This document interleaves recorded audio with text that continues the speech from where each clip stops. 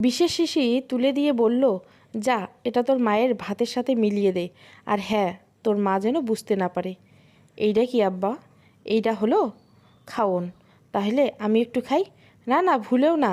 এটা শুধু তোর আম্মার জন্য আনছি, আমি আর কারো জন্য না। তখন আমার বয়স 6 কি 7। বিষক্রিয়া সম্পর্কে বিন্দুমাত্র জ্ঞান ছিল না।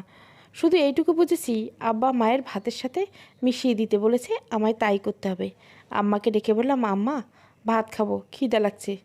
দাঁড়া বাবা, হাতের কাজ সেরেই তোকে খেতে দিচ্ছি। আমি অপেক্ষা করতে থাকি আম্মা কখন রান্নাঘরে যাবে। একটু পরে হাতের কাজ সেরে আম্মা সত্যি সত্যি রান্নাঘরে ঢুকলো। গরম ভাতের পাতিল থেকে 1 চামচ ভাত বের করে আমার থালায় রাখলো। তারপর আমি একটা ভেবে আরও 1 চামচ ভাত আমার থালাতে দিল। এরপর মা নিজের থালায় ভাত নেয়। 3-4 চামচ ভাত সেই থালায় বেড়ে পাতিলটা যথাস্থানে রেখে দেয়। ভাতের থালা থেকে এখনও ধোঁয়া উঠছে। একটা পাটি পেতে আম্মা আমার জন্য ভাত, আলু বেগুনের তরকারি, থানকুনি পাতার বড়া সাজিয়ে দিল। তারপর বাইরে চলে যায়। কই রে আকাইত, ভাত খাবি বলছিলি না? এখন কোথায় গেলি? হ আম্মা, আইতেছি। আমি বিষের শিশিটা প্যান্টের ভেতরে গুজে রান্নাঘরে ঢুকে পড়লাম। আম্মা আমায় দেখে উঠে চলে গেল। চারিদিকটা ভালো করে তাকাতে লাগলাম আমি। না, আম্মা আশেপাশে নাই। হাঁস মুরগিদের খাবার দেওয়ার কাজে ব্যস্ত সে। এই ফাঁকে আমি আম্মার খাবারের থালাটার উপর শিশিটা উবুর করে দিলাম। বিষের শেষ ফোঁটাটা ভাতের সাথে মিশে যাওয়া পর্যন্ত অপেক্ষা করি। তারপর বুদ্ধি করে খালি শিশিটা চুলার জ্বলন্ত কয়লার ভেতরে ফেলে দিলাম। কাজ শেষ করে আপন মনে খেতে থাকি। থানকুনি পাতার একটা বড়া মুখে তুলতেই মা একটা পানির গ্লাস আমার দিকে এগিয়ে দিল। জল নে বাবা। তুমি খাবা না আম্মা? বড্ড খিদা লাগছে, আজ তোর সাথেই বসে খাই। খেতে খেতে বারবার আম্মার দিকে আর চোখে তাকাতে লাগলাম। আলু বেগুনের তরকারি দিয়ে ভাত মেখে একটা গ্রাস মুখে তুলল আম্মা। আমি চেয়ে আছি সেই দিকে। লক্ষ্য করলাম আম্মার চোখ দিয়ে পানি গড়িয়ে পড়ছে, কিন্তু তারপরে সে খাওয়া থামাচ্ছে না। আমাকে কাঁদতে দেখে আমার নিজের কেন জানি না খুব কান্না পাচ্ছে। আমি তাকে জিজ্ঞাসা করি, আম্মা, কি হয়েছে তোমার? কাঁদতেছস কেন? আম্মা আমার দিকে তাকিয়ে ঈষৎ হেসে বলল, তুই আমার ভাতে বিষ মিশিয়ে দিয়েছিস, তাই না বাবা? আমার প্রশ্নটা করে আরও একটা ভাতের গ্রাসটিতে তাকিয়েছে সেই দিকে। বিষ কি আম্মা? কি হয় বিষ খেলে? কিছু হয় না বাবা। কই আমিও একটু খাই, তুমি তো রোজ খাইয়ে দাও মামায়, তাহলে আজ দিচ্ছ না কেন? না বাবা, ভুলেও না, তুই কাছেও আসিস না আমার। বুঝতে পারছি মায়ের গলা স্বর কেমন জানি ভারী হয়ে আসছে, শ্বাস নিতে কষ্ট হচ্ছে, বুঝতে পারছি না কি করব আমি। আম্মা, কি হয়েছে তোমার? এমন করতেছো কেন তুমি? আমায় একটু পানি দিবি বাবা? আম্মা কেমন হাঁপিয়ে হাঁপিয়ে বলতে লাগলো। আমি আমার গ্লাসটা আম্মার দিকে বাড়িয়ে দিলাম। আম্মা হাতটা বাড়িয়ে গ্লাসটা নেবে সেই শক্তি নেই। আমি তার মুখের সামনে গ্লাসটা ধরি, অমনি ঢকঢক করে পুরোটা করণ করে নিল। তারপর মাটিতে লুটিয়ে পড়ল। আম্মাকে এখনও এরকম করতে দেখিনি আমি। প্রচণ্ড ভয় পেয়ে গেলাম। ওমা, তোমার কি খুব কষ্ট হইতেছে? এমন করতেছো কেন? আম্মা আমার তার কাছে টেনে নিল। তারপর ক্ষীণস্বরে বলতে থাকে, আমায় পারলে ক্ষমা করে দিস বাবা। আমি তোর সাথে অনেক বড় অন্যায় করছি। আল্লাহর কাছে বল যেন উনি আমারে ক্ষমা করে দেয়। আমার করুণ অবস্থা থেকে আর নিজেকে ধরে রাখতে পারলাম না। আমি চিৎকার করে সারা বাড়ি মাথায় তুললাম। একটু পরে পাশের বাড়ি থেকে মর্জিনা ফুফু আর ওর ভাই দৌড়ে আসে। আকাইত, কি হয়েছে তোর? এমন করে কাঁদতেছিস কেন? মা মারছে নাকি? মর্জিনা ফুপু, আমার আম্মার কেমন জানি করছে। দেখো, আমার খুব ভয় করছে মর্জিনা ফুপু। আম্মার কিছু হইব না তো? মর্জিনা ফুপু ওর ভাই আম্মার দিকে ছুটে গেল। ওরা দুজনে ফিসফিস করে কি জানি বলছে, আমি বুঝতে পারছি না। শুধু ফ্যাল করে তাকিয়ে রইলাম। একটু পর মর্জিনা ফুপুর ভাই আমায় বলল, আকাই, তোর আম্মারে হাসপাতালে নিতে হইব, নয়তো বাঁচানো যাবে না। মরণ! বাচ্চাটার সামনে কি বলতেছিস এসব? চুপ কর। মর্জিনা ফুপু ওর ভাইকে ধমক দিয়ে বলল। এর মধ্যে বাড়িতে আরও কিছু লোক জড়ো হলো। পাশের বাড়ির ইসমাইল চাচা তার ভ্যান নিয়ে আমাদের বাড়িতে উপস্থিত হয়। আম্মাকে সবাই ধরাধরি করে গাড়িতে উঠালো। আমি দৌড়ে পেছন পেছন গেলাম। ও ইসমাইল চাচা, আম্মা কথা কইতেছে না কেন? হাসপাতাল নিলে আম্মা ঠিক হইবে তো? হ্যাঁ রে বাপ, হইবে। তোর আম্মারে কিচ্ছু হইবে না। এখন শোন, ঘরে যা টাকা পয়সা আছে, জানোস কিছু? আমাগো কারো কাছে তো অত টাকা নেই। টাকা আছে আছে, আমার কাছে আছে। এই বলে আমি ছুট্টে ঘরের ভেতরে গেলাম। আম্মা গতকাল 2 টাকার কয়েকটা কয়েন নোট দিচ্ছিল আমায়, আর আজ যখন আব্বা বাড়িতে আসছিল কিছু কয়েন দিয়ে গিয়েছিল। আমি টাকাগুলো হাতের মুঠে নিয়ে ভ্যানের সামনে দৌড়ে আসলাম। ইসমাইল চাচা, এই নাও টাকা। এই তো হইবে তো? ইসমাইল চাচা কিছুক্ষণ হাঁ করে আমার মুখের দিকে তাকিয়ে রইল। ওমর খোদা, এই কয়টা টাকা দিয়ে কি হইবে? এই পোলা কয় কি, তোর মায়ের জন্য অনেক টাকা লাগবে রে বাপ। কিন্তু এত টাকা আমি কই পামু? আমার কাছে তো নেই। মর্জিনাপুর ভাই এর মধ্যে কোথা থেকে চলে আসলো। তারপর ইসমাইল চাচাকে উদ্দেশ্য করে বলল, সময় নষ্ট না করে তুমি চলো, টাকা পয়সার ব্যবস্থা আমি করতেছি, চলো তুমি। আমার নিথর দেহ ভ্যানের উপরে শুয়ে আছে, আমাকেও ভ্যানের উপরে উঠিয়ে দেওয়া হলো। আসার গেড়ে আমার মাথার কাছে বসলাম আমি, তার একটি হাত শক্ত করে ধরলাম যাতে গাড়ি থেকে পড়ে না যায়। প্রায় আধ ঘন্টা পর গাড়ি এসে হাসপাতালের গেটের সামনে থামলো। আম্মাকে ধরে ভিতরে যাওয়া হলো। এরপর কি হয়েছে আমি জানি না। আমায় আবার বাড়িতে নিয়ে আসা হলো। অনেক করে হাসপাতালে থাকতে চাইলাম, কেউ শুনল না আমার কথা। রাতের বেলা ঘরের সামনে আকাশের দিকে তাকিয়ে বসে আছি। এখনো পর্যন্ত আম্মার কোনো খবর পাইনি। শুধু আম্মার একটা কথাই মাথায় ঘুরপাক খাচ্ছে, আমায় ক্ষমা করে দিস বাবা, আমি অনেক বড় অন্যায় করেছি তোর সাথে। এই কথাটার মানে কি? আম্মা আমার কাছে কিসের জন্য মাপ চাইলো? আর সে আমার সাথে কী বা অন্যায় করেছিল, আল্লাহর আর আম্মাই ভালো জানে। জানি না এর রহস্য কী। হঠাৎ পেছন থেকে কেউ একটা আমার কাঁধে হাত রাখলো। আমি চমকে উঠে ঘুরে তাকালাম। আব্বা তুমি? হারে আমি। শোন, তুই কাউরে কিছু বলিস নাই তো? কি বলমু? আমি যে তোরে বিশেষ শিশিটা দিয়েছিলাম কাউরে বলিস নি তো? না, কিন্তু বললে কি হইব? এত কিছু বুঝতে হবে না, তুই খালি কাউরে কিছু বলবি না, ঠিক আছে? ঠিক আছে, তুমি এখন আমারে আম্মার কাছে নিয়ে যাও। আমি আম্মার কাছে যাব। এত রাতে গিয়ে কি করবি? আমি কাল সকালে নিয়ে আসবো তোর আম্মারে। তাই নাকি? সত্যি আম্মারে নিয়ে আসবা? হ্যাঁ, এখন ঘুমাও। আমি বেশ আনন্দিত মনে ঘরের ভেতরে চলে গেলাম। সকাল সকাল ঘুম থেকে উঠে পড়ি। না জানি আম্মা কখন আসবে। আম্মা তো কইলো আব্বা তো কইলো কাল সকাল সকাল নিয়ে আসবে, এত দেরি কেন হইতেছে? তাহলে কে জানি। মনটা বড্ড আনচান করছে আমার। বারবার ঘরের ভেতর আর বাহির হচ্ছি। একটু পর গাড়ি আর লোকজনের শব্দ ভেসে আসলো আমার কানে। ঘর থেকে দৌড়ে বাহির হতে দেখি কেউ পলিথিনে পোঁচানো কিছু একটা গাড়ি থেকে নামানো হলো।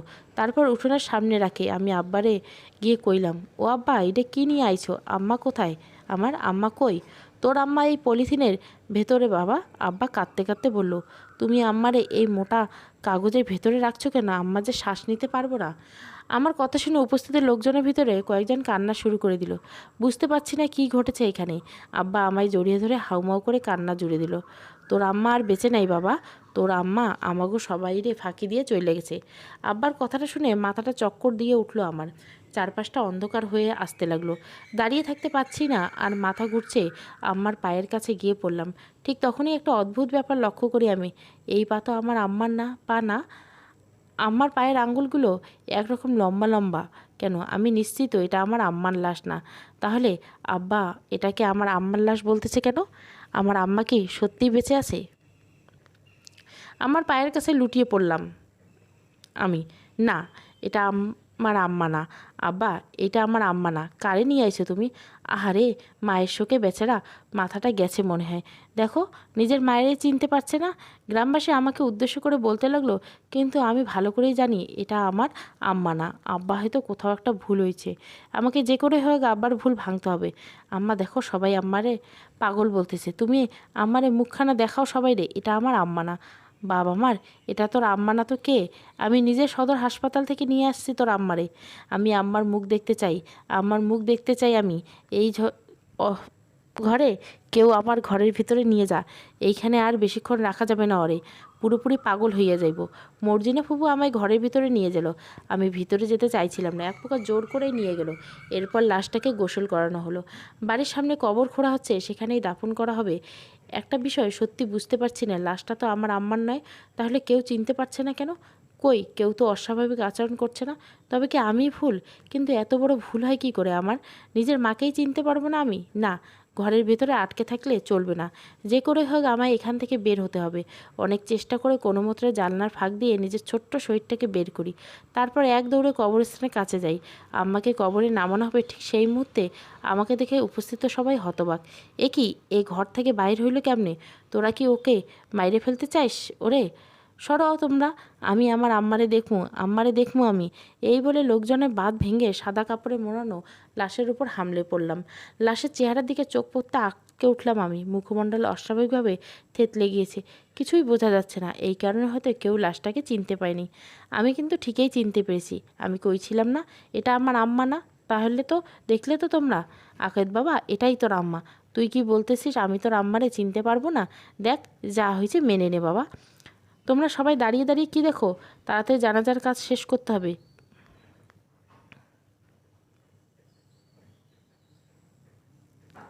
সবাইকে তাড়া দিয়ে আম্মার লাশের দাফন কার্য শেষ করলো। আমার ফ্যাল ফ্যাল করে সেদিকে তাকিয়ে থাকা ছাড়া কোনো উপায় রইল না। বারবার এটাই মনে হচ্ছিল আমি আম্মার সাথে কবরের ভেতরে শুয়ে থাকতে পারতাম, আর কোনো কষ্ট থাকতো না আমার। দাফন শেষে সবাই আমার সাথে ঘরে চলে গেল। সবার সাথে আমিও এখনও বিশ্বাস করি আম্মা আর এই পৃথিবীতে নেই। আমাকে ছেড়ে অনেক দূরে চলে গেছে, এমন জায়গায় যেখান থেকে কেউ ফিরে আসে না। কিন্তু আম্মা আমার সাথে কী এমন অন্যায় করেছে, কোন অপরাধবোধে স্বেচ্ছায় নিজের প্রাণ দিয়ে দিল, সেই প্রশ্নের উত্তর আজও অজানা। আমি জানি না কোন দিন এই অজানা রহস্যের সমাধান হবে কি না। কয়েকদিন পর আম্মা মারা যাওয়ার পরে আব্বা এখন বাড়িতেই থাকে। আগে কাজের তাগিদে বেশিরভাগ সময় বাড়ির বাইরে থাকতো। রাতের বেলা আমি আর আব্বা ভাত খাচ্ছি। আব্বা বারবার আমার দিকে তাকাচ্ছে, বুঝতে পারছি না সে হয়তো কিছু বলতে চাচ্ছে আমায়। একটু পরে নিজের সংকোচ কাটিয়ে আব্বা আমায় বলল, তোর সাথে একটা কথা ছিল আকাশ। কী কথা আব্বা? তোর আম্মা তো চলে গেছে অনেক দিন হলো, তুই একলা একলা থাকতে পারিস না ঘরে। যদি তোর জন্য, আমার জন্য কি আব্বা? তোর জন্য যদি আরেকটা নতুন মা আনি, তুই রাগ করবি না তো? আব্বার কথা শুনে ভাতের গ্লাসটা মুখ পর্যন্ত তুললে আবার থালায় রেখে দিলাম। নতুন মা কেন আনবা? সে তো আমার আম্মা না। তুমি পারলে আমার নিজের আম্মারে আইনে দাও আব্বা। সেটা সম্ভব না বাবা। দেখ, নতুন আম্মা তোর আম্মার মতোই ভালোবাসবে। দেখবি দুদিনে তুই নিজের আম্মার কথা ভুলেই গেছো। নতুন মা চাই না, আর আমার আম্মারে ভুলতেও চাই না। এই বলে আমি ভাতের থালাটা পানি ঢেলে উঠে গেলাম। যেতে যেতে শুনতে পাই আব্বা পেছন থেকে বলছে, ভালো কথা কইলাম বুঝলি না, আমি কিন্তু তোর ভালোর জন্য কইছিলাম। আব্বার কথায় ভ্রুক্ষেপ না করে আমি রান্নাঘর থেকে বেরিয়ে যাই। তারপর নিজের ঘরে গিয়ে দরজা বন্ধ করে দিলাম। এই ঘরে আমি আর আম্মা থাকতাম, আর এই বালিশখানা এখনও সেভাবে বিছানায় পড়ে আছে। মায়ের গন্ধ এখনও আলনায় ঝুলিয়ে রাখা তার শাড়িতে লেগেছে। শুধু মানুষটা নেই। কেন জানি না এই ঘরে আসলে বুকটা হু হু করে কেঁদে ওঠে। এই বিছানায় শুয়ে শুয়ে আম্মার কত গল্প শুনিয়েছে আমায়, রূপকথা, রাজারানীর গল্প, ব্যঙ্গমা ব্যঙ্গমীর গল্প, আরও কত কিছু। কত বায়না করেছি তার কাছে। আমার শত আবদার এই ঘরের আম্মার কাছেই পূরণ হয়েছে। আম্মার মারও খেয়েছি, কেঁদেছি, আম্মার চোখের পানি মুছে দিয়েছি। কথাগুলো ভাবতে ভাবতে কখন যে ঘুমিয়ে পড়লাম খেয়াল নেই। হঠাৎ একটা শব্দে ঘুম ভেঙে গেল আমার। শব্দটা ঘরের বাইরে থেকে আসছে। দরজাটা খুলে ঘরের বাইরে আসলাম। দরজার সামনে একটা মহিলা মুখের ঘোমটা দিয়ে গুটিসুটি মেরে বসে আছে। আমি বলে উঠলাম, কে আপনি? সে আমার কথা কোনো উত্তর দিল না। আমি ধীরে ধীরে তার দিকে এগিয়ে যাই। তারপর ঘোমটাটা মাথার উপর থেকে সরিয়ে দিলাম। মুহূর্তে এক অদ্ভুত অনুভূতি ঘিরে ধরল আমায়। মনে হচ্ছে চোখের সামনে যেন স্বপ্ন দেখছি। এ কি আম্মা? তুমি তুমি কোথা থেকে এলে? আম্মা শুধু আমার দিকে এক দৃষ্টিতে তাকিয়ে আছে, কোনো কথা বলছে না। ভীষণ ভয় পেয়ে গেলাম আমি। এ কি আম্মা, তুমি কোনো কথা বলতেছো না কেন? কি হয়েছে তোমার? হঠাৎ একটা কথা মনে পড়ল আমার। আম্মা তো মারা গেছে, তাহলে আবার ফিরে এলো কি করে? যতদূর জানি মৃত মানুষ ফিরে আসতে পারে না, কিন্তু আম্মা ফিরে আসলো কি করে? এ কি সত্যি, নাকি আমার আম্মা, নাকি অন্য কেউ? এটা ভেবে আমার ভয়ের মাত্রা আরও বাড়তে লাগলো। মনের ভিতর সাহস সঞ্চয় করে আয়তার কুস্তি পড়া শুরু করলাম।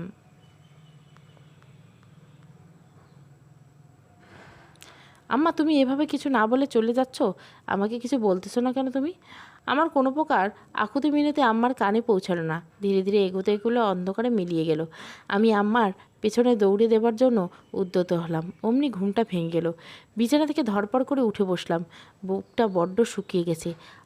তার মানে এতক্ষণ স্বপ্ন দেখছিলাম। তাই তো, আম্মা তো আর বেঁচে নেই।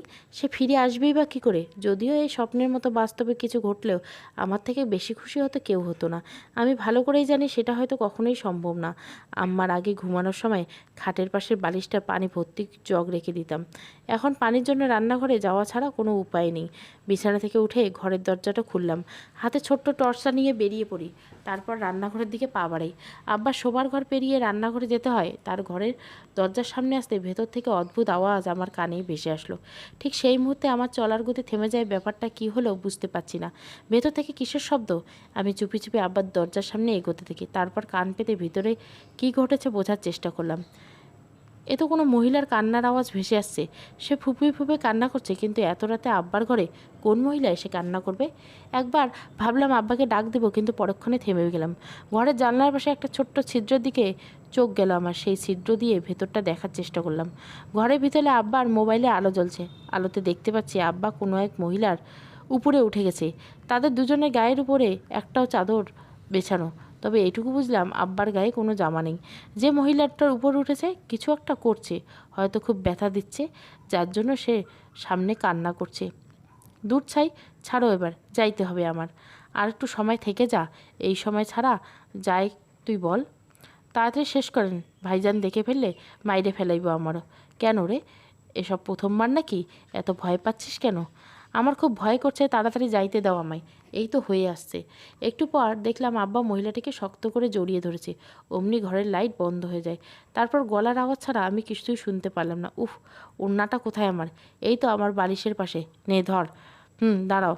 হইল তোর জামা কাপড় পরা? হয়েছে, এবার গেলাম আমি। শোন, আবার কবে আসবি? তুই আগের মতো একদম ভালোবাসিস না আমায়। কী যে বলো না তুমি। আসবো আসবো, আবার আসবো, এই বলে মহিলাটা ঘর থেকে বেরিয়ে যায়। মোবাইলের টর্চের আলোতে এগোতে থাকে। আমি তার পিছু পিছু নিলাম। দরজার কাছে গিয়ে চারপাশটা ঘুরে তাকাতে লাগলাম কেউ আছে কি না এটা দেখার জন্য। তার মুখমণ্ডল আমার সামনে আসতে চমকে উঠলাম। এটা তো মর্জিনা ফুপু। তার মানে আব্বা এতক্ষণ মর্জিনা ফুপুকে কষ্ট দিচ্ছিল? কই, মর্জিনা ফুপু তো কিছু বললো না আব্বাকে, উল্টো আবারও আসার কথা বলল। এ আবার কেমন কষ্ট যা কেউ নিজের থেকে পেতে চায়? আমার মাথায় কিছুই ঢুকছে না। মর্জিনার ফুপু চলে যাওয়ায় আমিও পেছনে ঘুরে বাড়ির দিকে পা বাড়লাম। তারপর আব্বার ঘরের সামনে যাই। দরজাটা খোলাই আছে, কিছু না বলে ভেতরে ঢুকে পড়লাম। আব্বা বিছানায় বসে সিগারেট ধরালো। তার পুরো শরীর ঘেমে একাকার। এখনও দীর্ঘশ্বাস শব্দ শোনা যাচ্ছে। মনে হয় এইমাত্র অনেক পরিশ্রমের কাজ করে এলো। আব্বা আমাকে নিজের ঘরে দেখে যেন আকাশ থেকে পড়লো। এ কি, তুই এখানে? হ্যাঁ, আমি এখানে। কখন এসেছিস? অনেক আগে। অনেক আগে এসে গেছিস? কতক্ষণ আগে? কিছু দেখিসনি তো? দেখেছি। কি দেখেছিস? আব্বার চোখে মুখে ভয় এবং আতঙ্কের ছাপ স্পষ্ট। তুমি মর্জিনা ফুপুকে মারছো, তাই দেখলাম। মর্জিনা ফুপু খুব কান্না করতেছিল। আব্বা, মর্জিনা ফুপু তো কত ভালো, তুমি তারে এইভাবে কষ্ট দিলা কেন? বলিস কি? আচ্ছা, কোথা থেকে এসব দেখলি তুই? এই যে টিনের ফাঁক দিয়ে। যা দেখেছিস ভালো করছিস, বাইরে কাউকে বলিস না ভুলেও। মনে করবি স্বপ্ন দেখছিস। কেন আব্বা, সবাইরে কইলে কি হব? কি হইব? এদিকে আয়, বুঝাইতেছি। তোরে কি হইব? দাঁত কটমট করে আব্বা বলল। আমি তার দিকে এগিয়ে যাই। আব্বা আমায় তার পাশে বসলো। তারপর জ্বলন্ত সিগারেটটা আমার হাতের কাছাকাছি এনে বলল, এই আগুনটা তোর হাতের উপর চেপে ধরলে কী হবে বলতো? আমি ভয় পেয়ে কোনো কথা বললাম না। কি ভয় পেয়েছিস তাই না? এটা তোর হাতে ছোঁয়ালে হাত পুড়ে যাবে। যদি কাউকে কিছু বলিস, তোর হাতে এটা আমি সত্যি সত্যি চেপে ধরবো। তখন বুঝবি বাপের ঘরে আড়ি পাতার কি মজা। আবার এরূপ কখনো দেখিনি আমি। প্রচণ্ড ভয় পেয়ে গেলাম। এক ঝটকা দিয়ে হাতটা ছাড়িয়ে ঘর থেকে বের হয়ে গেলাম। নিজের ঘরে ঢুকে দরজাটা বন্ধ করে দেই। আমার শুকনো গলা এখনও পর্যন্ত পানির ছোঁয়া পায়নি। যদিও এখন আর তেষ্টা নেই, কখন যে মিটে গিয়েছে নিজেও জানি না। কেন জানি না একা একা শুয়ে থাকতে ভীষণ ভয় করছে। আব্বার কাছে যাব, সেই সাহসটুকু নেই। বিছানা থেকে নেমে আলনা থেকে আম্মার একটা শাড়ি নিলাম। তারপর সেই শাড়িটা বুকের ভিতরে জড়িয়ে চোখ বন্ধ করে শুয়ে পড়ি। আম্মার গায়ের গন্ধ তার উপস্থিতি জানান দিচ্ছে। অনুভব করতে পারছি সে আমার সাথেই আছে। ভয়ের মাত্রা ধীরে ধীরে কাটতে লাগলো। এরপর মনের অজান্তে ঘুমিয়ে পড়লাম। পরের দিন সকালে বেলা ঘুম থেকে উঠে দেখি আব্বা তার ঘরে নেই। চারিদিক খোঁজাখুঁজি করেও কোথাও পেলাম না। এদিকে প্রচণ্ড খিদে পেয়েছে। রান্নাঘরে গিয়ে হাঁড়ি থেকে পান্তা ভাত আর গতকালে ভেজে রাখা কচুরি ফুলের বড়া নিয়ে খেতে পড়লাম। ঠিক তখনই বাড়ির বাইরের লোকজনের গলার আওয়াজ শুনতে পাই। কেউ একজন আমায় ডেকে বলল, কই রে আকত, কোথায় গেলি? দেখে যা, তোর বাপ নতুন বউ নিয়ে আইছে। কথাগুলো শুনে আমার হাত পা রীতিমতো থরথর করে কাঁপতে লাগলো। আমি দৌড়ে গিয়ে দেখলাম আব্বা বাড়িতে দরজার সামনে দাঁড়িয়ে আছে। তার সাথে দাঁড়িয়ে থাকা রহমান ভাইজান আর আমার দিকে তাকিয়ে আছে। কই রহমান ভাইজান, আব্বা আবার কারে বিয়ে কইরা নিয়ে আইলো? কেন রে, খুব ভয় পাইয়ে? আহা রহমান, এসব কি মস্করা? ছেলেটার মা মারা গেছে কয়দিন আগে, তাই করছো ওর সাথে মজা? আব্বা রহমান ভাইজানের উদ্দেশ্য করে বলে, আচ্ছা আমার ঘাট হয়েছে, আর করুম না এমন মজা। তাকাত, তোর দিনকাল কেমন চলে রে? ভালো ভাইজান। বাড়িতে একলা একলা থাকো, ভয় করে না? একা থাকি কই, আব্বা থাকে তো। তোর আব্বা আর কতক্ষণ বাড়ি থাকে? আমি রহমান ভাইজানকে কিছু বলতে যাব, এর মধ্যে মর্জিনা ফুপুর হাতে এক থালা নিয়ে বাড়ির ভিতরে ঢুকে পড়লো। আকাশ, রসুই ঘরে আয় তো। কী আনছো মর্জিনা ফুপু? আয় দেখ, তারপর দেখাইতেছি। আমি মর্জিনা ফুপুর সাথে চলে যাওয়াতে রহমান ভাইয়া বেরিয়ে গেল। এদিকে আব্বা গেছে পুকুরে গোসল করতে। মর্জিনা ফুপু রান্নাঘরে ঢুকে তারপর থালাটা মাটিতে রেখে ঢাকনা সরালো। দেখতে পেলাম আমার জন্য কতগুলো পিঠা ভেজে নিয়ে আসছে। সকাল সকাল ভাবছি, নে এগুলো খেয়ে নে, তোর আব্বারে দিস। আচ্ছা ঠিক আছে, আমি উঠে তাহলে। মর্জিনা ফুপু শোনো না। বলো। কাল রাতে আমি কিন্তু সব দেখেছি। আমার কথা শুনে মর্জিনা ফুপু যেন ভরকে বলো। দেখেছো মানে কি দেখছো? আব্বা তোমারে খুব কষ্ট দিছিল, আমি সব দেখছি। মর্জিনা ফুপু চোখ মুখ বড় হয়ে গেছে। আমি নিজেও বুঝতে পারছি না সে এত ভয় পেয়ে গেল কেন? মর্জিনা ফুপু আমার মুখটা চেপে ধরলো, তারপর ফিসফিস করে বলতে লাগলো, বাপ আমার ভুললেও এই কথা আর মুখে নিস না। কেন গো, মুখে নিলে কি হইব? আব্বা তোমারে এত মারলো, তুমি কাউরে কিছু কও না কেন? চুপ, একদম চুপ। শোন, তুই এই কথা ভুলেও মুখে আনবি না। যদি আনছোস, আমার বিষ খেয়ে মরা ছাড়া কোনো উপায় থাকবে না। হঠাৎ করে বিষের কথা শুনে আমার টনক নড়ে উঠল। তার মানে কি বিষ খেলে মানুষ মারা যায়? কই, আমি তো জানতাম না আগে। কি কইলাম তুমি মর্জিনা ফুপু, বিষ খাইলে মানুষ মরে? হারে, খুব ভয়ঙ্কর জিনিস বিষ। কেন জানিস না? তোর মাও তো বিষ খাই মরল। মর্জিনা ফুপুর কথা শুনে যেন বাজ পড়লো আমার মাথায়। এটা কি বলতেছে মর্জিনা ফুপু? কেন জানি না, আমি না চাইতেই দু চোখ দিয়ে পানি ভিজে গেল আমার। আম্মা বিষ খাই নাই মর্জিনা ফুপু, আমার আম্মা বিষ খায় নাই। কি কও? আমরা তো সবাই তাই জানি মর্জিনা ফুপু, আম্মারে আমি বিষ খাওয়াইছি। কথাটা বলে আর নিজেকে আটকে রাখতে পারলাম না। মর্জিনা ফুপুর সামনে কান্না করে দিলাম। এদিকে মর্জিনা ফুপু আমার কথা শুনে হা করে তাকিয়ে উঠল, যেন নির্বাক হয়ে গেছে। এই পোলা, তোর কি মাথা এক্কেবারে গেছে? কি বলতেছস জানোস তুই? হ্যাঁ, আমি ঠিক করতেছি। তুই বিশেষ শিশি পাইলি কই? আব্বা দিয়েছে। আব্বার কথা শুনে মর্জিনা ফুপু আটকে উঠলো, চারপাশটা তাকাতে বলল, তারপর আমায় বলো। চল ঘরে যাই, এখানে বসে এসব কথা বলা ঠিক হবে না। যে কেউ চলে আসতে পারে। ঠিক আছে। ইতিমধ্যে আব্বা গোসল ছেড়ে চলে আসলো। কিরে মর্জিনা, তুই কখন এলি? এই তো একটু আগে। আইসো যখন, একটা কাজ। মর্জিনা ফুপু আব্বাকে ভাত বেড়ে দিয়ে আমাকে নিয়ে আমার ঘরে চলে গেল। তারপর দরজাটা বন্ধ করে দেয়, আমাকে খাটের উপর বসায়, তারপর নিজেও বসে। এবার বল, কি হয়েছিল? আব্বা আমার হাতে একটা বিশেষ শিশি দিয়ে বলল, এইটা যেন আমি আম্মার খাওয়ানোর সাথে মিলিয়ে দেই। তারপর কি করলি? আমি লুকায় লুকায় আম্মার ভাতের সাথে বিষ মিশাই দিলাম। তুই এটা কি করলি আকাইত? কেন শুনতে গেলি আব্বার কথা? আমি কি জানতাম আম্মা ওইটা খাইয়া মইরা যাইব? তোর আব্বা আর কিছু বলছে তোরে? না, আর কইছে, এই কথা কইতে নিষেধ করছে। আমি কাউরে কিছু কইনি। একটু পরে আব্বা চলে গেল। মর্জিনা ফুপু দরজাটা খুললো। আব্বা মর্জিনাকে বললো, কিরে দরজা বন্ধ কইরা আমার পোলার লগে কি করিস? মর্জিনা ফুপু কিছুক্ষণ আব্বার দিকে তাকিয়ে রইল, তারপর কিছু না বলে ঘর থেকে বেরিয়ে যায়। আব্বা আমার দিকে এগিয়ে আসে। কিরে, ও কিছু কইছে নাকি তোরে? নাকি তুই কইছো? না, আমি কিছু কই নেই। তাহলে দরজা বন্ধ করেছিলি কেন? আমি করি নাই, মর্জিনা ফুপু করছে। দেখ, উল্টোপাল্টা কাউরে কিছু বলিস না। যদি বলছো, তোর একদিন কি আমার একদিন। কি কথা ঢুকছে কানে? আমি ভয়ে উত্তর দিলাম। এই বলে আব্বা চলে যায়। আমি শুধু ঠায় দাঁড়িয়ে রইলাম। তার মানে আব্বা ইচ্ছে করেই আম্মাকে খুন করেছে। কিন্তু কেন? আম্মার সাথে কি এমন শত্রুতা তার? আর আম্মা বা নিজের থেকেই জেনে বিষ খেলো কেন? এই দুজনের ভেতরে কোনো রহস্য তো অবশ্যই আছে। এইসব চিন্তা ভাবিয়ে তুলছে আমায়। সারা দিন এতগুলো ভাবতে ভাবতেই কেটে গেল। এরপর সন্ধ্যাবেলা আম্মা বাড়িতে নেই। আমি একা বৈঠকখানায় বসে আছি। ঠিক তখনই ইসমাইল চাচা বাড়ির ভিতরে এসে ঢুকলো। ইসমাইল চাচা সেদিন আমার আম্মারে তার গাড়ি করে হাসপাতালে নিয়ে গেছিল। আমি তাকে জিজ্ঞাসা করি, ইসমাইল চাচা তুমি, তোর আব্বা কই? আব্বা তো বাড়ি নেই। শোনো, একটা কথা আছে। কি কথা? একটা সাংঘাতিক ঘটনা ঘটে গেছে। তোর আম্মারে যে হাসপাতাল থেকে নিয়ে আইছিলাম, ওই হাসপাতালে নাকি একটা অ্যাক্সিডেন্ট হওয়া, লাশ খুঁজা পাওয়া যাইতেছে না। মানে যেদিন তোর আম্মারে আমরা এখান থেকে নিয়ে আসি, সেই দিন থেকে নাকি ওই লাশটা খুঁজে পাওয়া যাইতেছে না।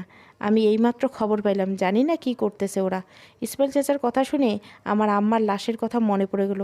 তার মানে কি আমি সেদিন ঠিক সন্দেহ করেছিলাম ওই লাশটা আম্মার ছিল না?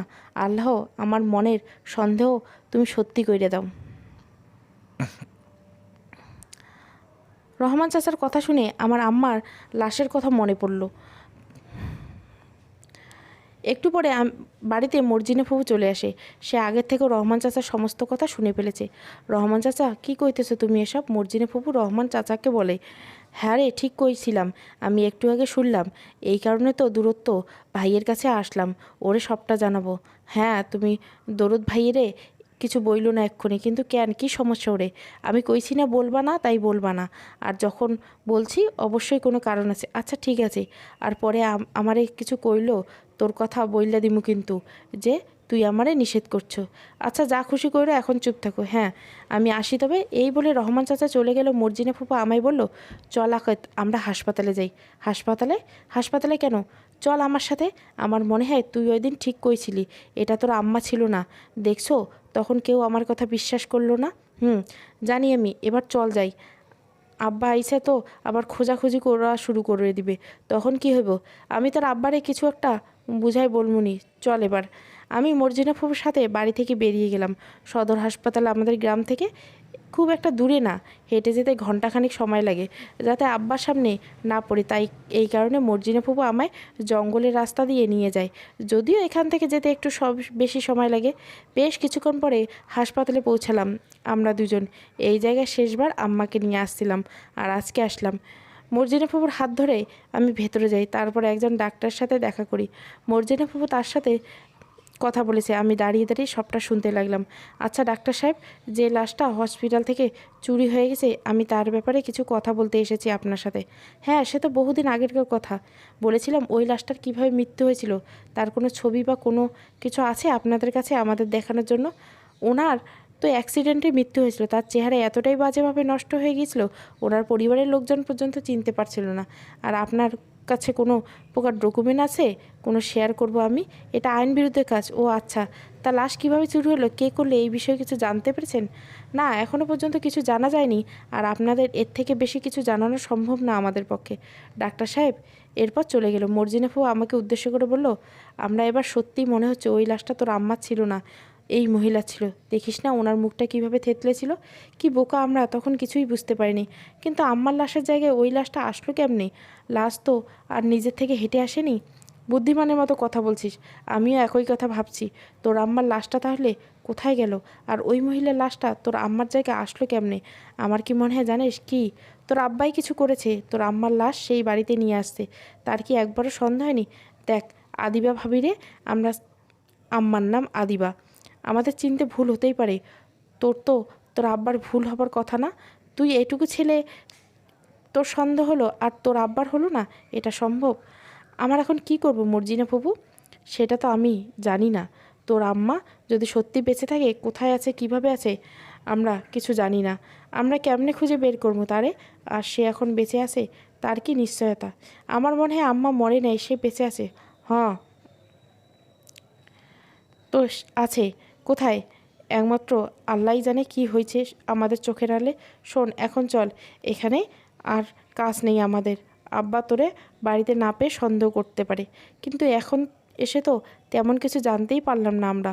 ওনারা যতটুকু বলেছে তাই অনেক। আমাদেরকে কোনো হাসপাতালের ভেতরে খবর জানাতে হবে। এই বলে মর্জিনা ফুপু আমার হাতটা ধরে বেরিয়ে যাবে, ঠিক তখনই পেছন থেকে কেউ একটা ডাক দিল আমাদের। আমরা ঘুরে তাকালাম। হাসপাতালের কোনো এক নার্স মনে হচ্ছে। আমি আপনাদের সব কথা শুনেছি এতক্ষণ দাঁড়িয়ে। নার্স আমাদেরকে উদ্দেশ্য করে বলল, হ্যাঁ, আপনার কিছু দরকার থাকলে বলুন আমাদের। বলার তো অবশ্যই আছে, তবে এখানে না, বাইরে চলুন। বাইরে কেন যেতে হবে? আরে আগে আসুন না। আমি আর মর্জিনা ফুপু সেই নার্সের সাথে বাইরে গেলাম। তারপর সে আমাদেরকে একটা নির্জনে জায়গায় নিয়ে যায়। আমি একটা কথা জানতে চাই আপনাদের, যা আজ পর্যন্ত কাউকে বলিনি মানে সাহস হয়নি। কি কথা বলুন? আমার মনে হয় এই বাচ্চাটার মাকে দেখেছি, আর সে মারা যায়নি। নার্সের কথা শুনে আমরা দুজনে চমকে উঠলাম। মর্জিনা ফুপু বেশ আগ্রহ সহকারে নার্সকে বলল, কি বললেন আপনি? হ্যাঁ, আমি এতদিন কাউকে কিছু বলিনি, বললে আমার চাকরিটা হয়তো থাকবে না, আর কেউ বিশ্বাস করবে না আমার কথা। কী দেখেছেন আপনি? এই হাসপাতালে সেদিন রাতে মোট দুজন মারা গিয়েছিল। একজন এই বাচ্চার মা, আর একজন অ্যাক্সিডেন্টাল পেশেন্ট। তখন তো আমি নাইট ডিউটি করছিলাম। হাসপাতাল থেকে একটা লাশ যেতে দেখতে পাই। এটা দেখে প্রচণ্ড ভয় পেয়ে যাই আমি। আমি জানি কোনো লাশের পক্ষে হাঁটাচলা করা সম্ভব না।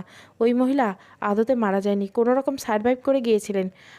আপনি তখন কাউকে কিছু বলেন না কেন, আর তাকে আটকালেন না কেন? আমার কথা কে বিশ্বাস করতো তখন? যদি বলতাম মৃত ঘোষণা করা কোনো মানুষকে জীবিত অবস্থায় আবিষ্কার করছে, উল্টা হাসপাতালের বদনাম হতো। ডাক্তার সেবার নাম দিয়ে প্রশ্ন ওঠাতো তখন। আর যদি এটা দাবি করতাম আমি ভূত দেখেছি, আমার চাকরিটা চলে যেত। আমাদের এজন্য ভূত পেদ আত্মা বিশ্বাস করা নিষিদ্ধ। তার থেকে বড় কথা, আমি নিজেও চাইনি কোনো ঝামেলায় জড়াতে, তাই চুপ ছিলাম। আচ্ছা, ওই মহিলা কোথায় গিয়েছে আপনি বলতে পারবেন? আমরা তাকে খুঁজে মরছি। ছেলেটার দিকে চেয়ে দেখুন, বেচারা মাকে ছাড়া বাঁচবে কী করে? মর্জিনা ফুপু আমাকে ইঙ্গিত করলো নার্সকে। হ্যাঁ, আমি জানি উনি কোথায় গিয়েছেন। নার্সের কথা শুনে আমরা আবারও চমকে উঠলাম। কি বললেন আপনি জানেন উনি কোথায় গেছেন? দেখুন, উনি ঠিক কোথায় গেছেন আমি তো বলতে পারবো না, তবে আমি এটুকু দেখেছি উনি হাসপাতাল থেকে বের হয়ে ডান দিকে রাস্তা ধরে গিয়েছেন। আপনাকে অনেক অনেক ধন্যবাদ আমাদেরকে সাহায্য করার জন্য। হয়তো এইটুকু সূত্র ধরে আমরা ওর মাকে খুঁজে বের করতে পারবেন। আমি আর মর্জিনা ফুপু নার্সের থেকে বিদায় নিয়ে চলে আসি। নার্সকে জায়গায় আম্মাকে শেষবারের মতো দেখেছি, সেই জায়গায় এসে দাঁড়ালাম। এইবার কি করব আমরা মর্জিনা ফুপু? সেই তো আমি তো বুঝতে পারছি না। আচ্ছা, তোমাদের কোনো আত্মীয় বাড়ি আছে এদিকে? হতে পারে তোর মা সেইখানে গেছে। কই, আমি তো জানি না। আমাদের এদিকে কোনো আত্মীয়ের বাড়ি নেই। দেখ আকাই, এভাবে হবে না। আমরা এইভাবে তোমার আম্মাকে খুঁজে পাবো না। তাহলে কেমনে খুঁজবো? এখন চল বাড়িতে যাই, অনেকটা সময় নষ্ট হয়েছে।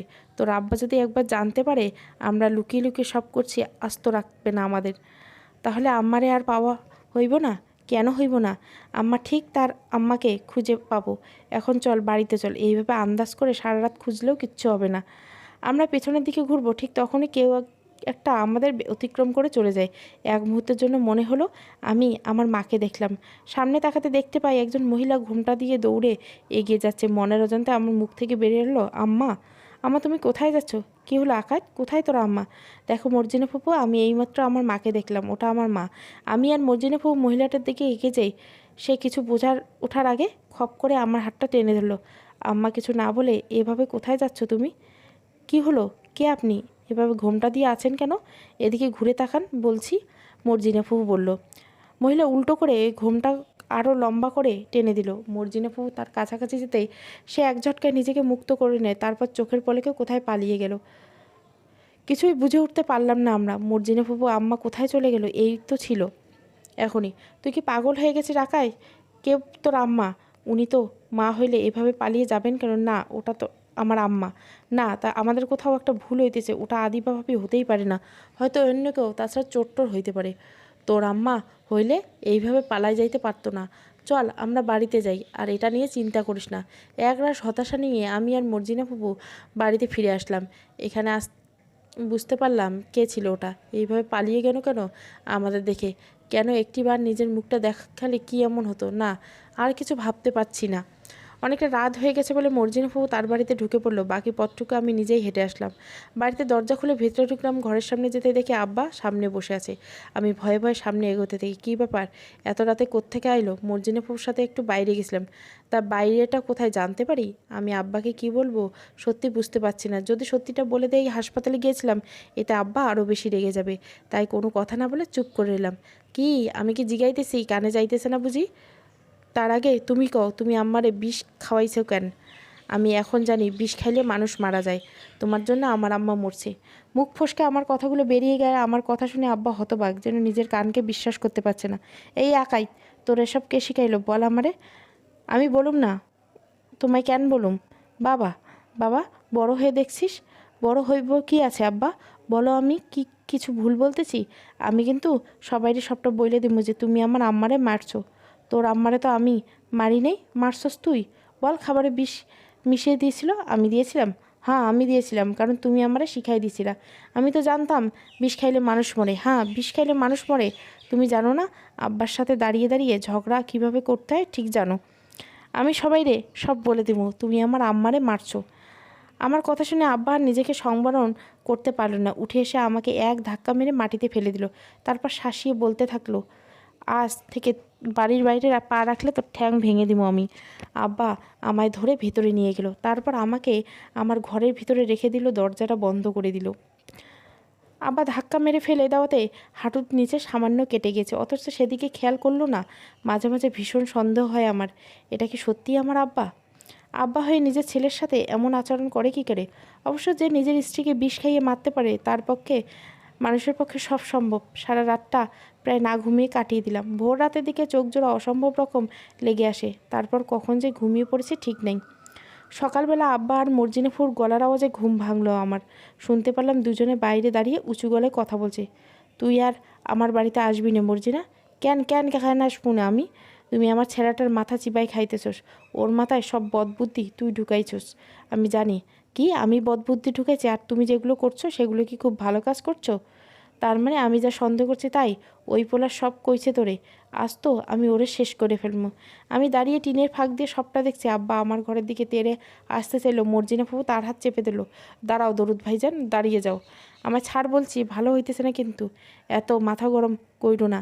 দেখে যাই যাক, কেন দিন শেষে তো এরকমই তোমার ছেলে, ওরকম করো না ওর সাথে। কে আমার ছেলে? ও আমার কোনো ছেলে না, আমি ওর বাপ না। আব্বার মুখ থেকে কথা আমার কানে আসতে দুপা পেছনে সরে গেলাম, যেন বাজ পড়লো আমার মাথায়। এটা কি বলতেছে আমার আব্বা? এই, তোমার কি মাথা খারাপ হয়ে গেছে? কি বলতেছো তুমি এসব?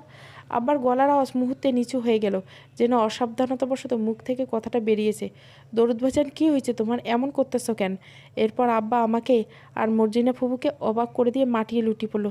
তারপর কান্না জুড়ে দেয় মর্জিনা ফুবু আব্বার পাশে বসলো। দরুদ ভাইজান, কি শুরু করলে তুমি এসব? বলো তো কী হয়েছে?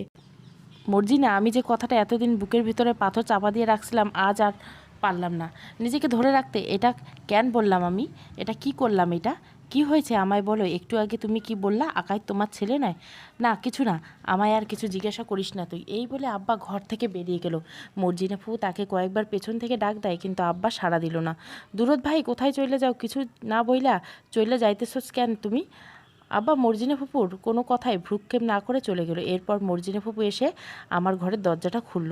আমি দৌড়ে গিয়ে মর্জিনা ফুপুকে জড়িয়ে ধরি। মর্জিনা ফুপু, এটা কি কইল আব্বা? কি হয়েছে তোর? কিছু হয় কয় নাই তোরে? আমি শুনেছি সে বলেছে আমি নাকি তার ছেলে না। দেখ, তুই এখনও অনেক ছোট, এত কথা শুনতে নেই। আর কতটুকুই বুঝিস তুই? দূরত ভাই, তোর আব্বা নাকি কি রাগের মাথায় অনেক কিছুই বলে। মর্জিনা ফুর কথা শুনে আমি চুপ হয়ে গেলাম। একটু পরেই মর্জিনা ফু কী জানি একটা ভেবে আমায় বলল, তোরে যেটা বলতে আসছিলাম। কি কথা? একটা জরুরি কথা। আমি তোর আম্মার একটা আত্মীয়র বাড়ির খোঁজ পাইছি, যার বাড়ি কিনা হসপিটালের ডান দিকে ওই রাস্তার দিকে যাইতে। সত্যি কইছিস তুমি? হ্যাঁ রে। তাহলে আর বলি কি, খোদা চাইলে তোর আম্মারে এইবার পাওয়া যাইতে পারে।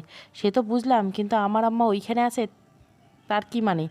আমার তো মনে হয় ওই বাড়িতেই আছে। দেখ, কোনো মানুষ যখন বিপদে পড়ে তখন আশ্রয়ের দরকার হয়, নিজের আপন মানুষের কাছে যায়। দেখ, না হইলে তোর মা হাসপাতালে ওই রাস্তাটার দিকে কেন যাইব? তাহলে আমরা কি করব এখন? কি আর করব, তোর মায়ের ওই আত্মীয়র বাড়িতে যাবে। আমার মনে হয় তুই আগেও গেছিস, এখন মনে করতে পারছিস না। হইতে পারে, কিন্তু কখন যাব আমরা? দেখলে কাল রাতে কি কাণ্ড করলো আব্বা। এত ভয় পাইলে চলবে নাকি? আমরা আজকে বিকেলের দিকে যাব। ওই সময় এমনিতে তোর আব্বা বাড়িতে থাকে না। যদি সন্ধ্যার পর ফিরে আসতে পারি আর কোনো চিন্তাই থাকবে না। ঠিক আছে, তাহলে তাই হবে। মর্জিনা ফুপু এবার তার বাড়ির সামনে চলে গেল। এদিকে আমিও আমার কাজে দিলাম। দুপুরবেলা আব্বা বাড়িতে ফিরে আসে, হাতে করে কিছু খাবার নিয়ে আসলো। আম্মা বেঁচে থাকতে আব্বা যখন বাড়ি ফিরতো আমার জন্য কিছু না কিছু নিয়ে আসতো। আবার আজকে নতুন কিছু নিয়ে আসলো। আমি উৎসুক দৃষ্টিতে তাকে প্রশ্ন করলাম, এগুলো কী আনছো আব্বা? তোর জন্য গঞ্জ থেকে খাবার নিয়ে আনছি, তুই যেগুলো খাইতে পছন্দ করিস। খাবারগুলো সত্যি আমার ভীষণ পছন্দ, কিন্তু আমি তেমন আগ্রহ প্রকাশ করলাম না। আব্বার সকাল আর গতকালের চেহারা এখনও ভুলতে পারছি না। আমার মনের অবস্থা বুঝতে পারে আব্বা আমার কাছে এসে আমায় আদর করতে করতে বলতে লাগলো, রাগ করছিস বাবা? দেখ, আমি হয়তো তোর লাগে একটু বেশি খারাপ ব্যবহার করে ফেলছি। ঠিক করব বল? মাথা ঠিক থাকে না। আমি এগুলো খাবো না আব্বা। কেন খাবি না? তুই না খাইলে যে আমি শান্তি পাবো না। আগে তো আমি কিছু আনলে ঝাঁপিয়ে পড়তে আমার উপর। তুমি আর আমার সেই আব্বা আগের নাই। তুমি পাল্টে গেছো। সবাই ঠিকই বলে মা মরলে বাপও পর হয়ে যায়। ওরে বাবা, এত পাকা পাকা কথা কে শিখাইলে তোরে? ঠিক আছে, আমার সামনে খাইতে হবে না। যদি অধম বাপটারে ক্ষমা করতে পারিস তাহলে না হয় খেয়ে নিস। এই বলে আব্বা খাবারগুলো আমার সামনে রেখে চলে গেল। আমি কি করব বুঝতে পারছিলাম না। এমনিতে ক্ষুধা লেগছে না, এত চিন্তা করলে আর হয় না। আগে খাই, তারপর যা হওয়ার হবে। আমায় খেতে দেখলে হয়তো আব্বা খুশি হবে। কথাগুলো ভেবে কয়েকটা গজা মুখে পুড়ে দিলাম। কি স্বাদ! এতদিন বাদে এত ভালো খাবার খাচ্ছি নিজেও জানি না। আর কয়েকটা গজা নিয়ে মনের সুখে খেতে লাগলাম। খেতে খেতে হঠাৎ কেমন জানি একটা অদ্ভুত অনুভূতি হতে লাগলো আমার ভেতরে। মাথাটা ঘুরতে লাগলো, সাথে প্রচণ্ড ঘুম পাচ্ছে। এই সময় তো ঘুম পায় না আমার। জেগে থাকার যতই চেষ্টা করছি, কেন ঘুম আমার আষ্টে পৃষ্ঠে বেঁধে ধরেছে। হাত থেকে খাবারগুলো মাটিতে পড়ে গেল আমার। তারপর কোনো মতে খাটের উপর গিয়ে শুয়ে পড়লাম। মুখ থেকে শুধু একটাই শব্দ উচ্চারিত হতে লাগলো, আম্মা তুমি কোথায়? এর পর আর কিছু মনে নেই আমার। ঘুম ভাঙতে দেখতে চারিদিকে কেবল অন্ধকার আর অন্ধকার। ধীরে ধীরে বুঝতে পারলাম আমায় কোনো কিছুর ভেতরে আটকে রাখা হয়েছে। হতে পারে কোনো একটা বাক্স। আর এটাও বুঝতে পারলাম আমাকে কোথাও নিয়ে যাওয়া হচ্ছে। কে আছো? আমায় কোথায় নিয়ে যাচ্ছ? আমার কথা কি কেউ শুনতে পাচ্ছ? আমার চিৎকার আওয়াজ বাক্স ভেদ করে কারো কানে পৌঁছালো না। একটা জিনিস বুঝতে পারছি না, আমি এখানে কি করে এলাম? আব্বার দাও গজা খাওয়ার পর থেকে আর কিছু মনে করতে পারছি না। আমি বাক্সের দরজাটার খোলার প্রাণপণ চেষ্টা করছি। একটু পরে লক্ষ্য করলাম কেউ যেন বাইরে থেকে দরজাটা খুলছে। একটা লোক দরজা খুলে আমার দিকে একটা জলের বোতল এগিয়ে দিল। জলটা খেয়ে নে, আর যতই ছটপট করিস না কেন এখান থেকে জীবনেও বের হতে পারবি না। লোকটার হাত আমার কাছাকাছি আসতে আমি তার হাতের উপর সজোরে একটা কামড় বসিয়ে দিলাম।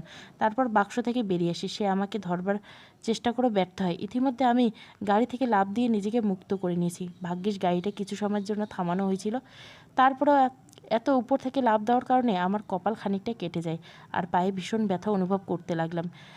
কিছুতেই উঠে দাঁড়াতে পারছিলাম না। অল্প কিছু সময়ের রাস্তায় লোকজন জড়ো হয়।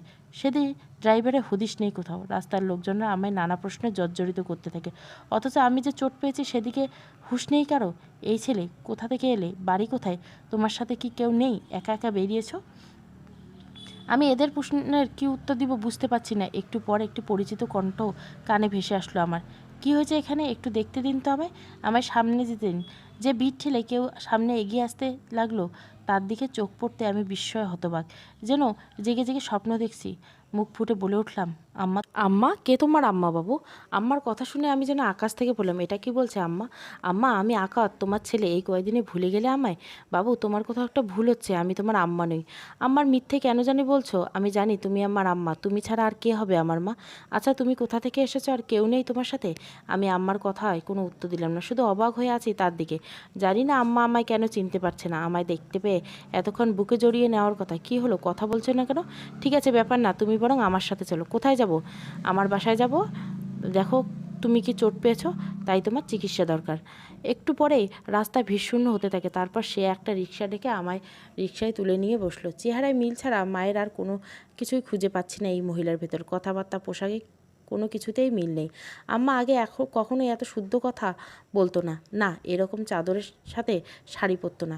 সাথে ওনার মুখ আর কণ্ঠের সাথে মায়ের হুবহু মিল। মানুষ চাইলে নিজের কথাবার্তার ধরন, পোশাক পাল্টে ফেলতে পারে, কিন্তু যে জিনিসগুলো পাল্টানো সম্ভব নয়, অদ্ভুত, সেগুলোর সাথে আমার মায়ের ভীষণ মিল। চলতে চলতে রিক্সাটা রাস্তার একটা খাটো খাদের ভিতরে পড়লো। অমনি সে আমাকে সামলে নেয়। তারপর প্রশ্ন করে, তোমার নাম কি বাবু? আকাইদ। পুরো নাম? আকাইদ হাসান। তুমি এই জায়গায় একা একা চলে আসলে কি করে? পালিয়ে আসোনি তো বাড়ি থেকে? না, আমি পালাইনি। তবে তবে ওই লোকটা? কোন লোকটা? আমি তো চিনি না তাকে।